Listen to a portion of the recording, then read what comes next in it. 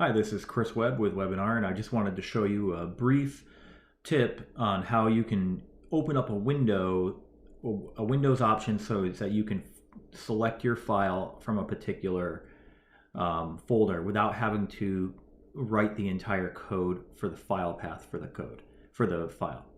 So let's say I want to open up this test CSV here. This command file.choose, what this does is it actually opens up a window for you within the RStudio to allow you to select that file, and then I saved it here as D. So I'm going to just run that real quick, and you see the file actually opens right up, and it is. Now I set my working directory earlier, which is another video, but it would allow you to navigate wherever you need to go to find that particular file.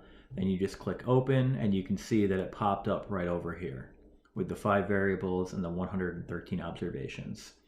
So if you ever need to find a file quickly and you don't necessarily know the file path, this within the read CSV command, the file.choose command will allow you to find the file that you're looking for. Hope this helped. Please let me know. Thanks a lot, guys. Have a great day.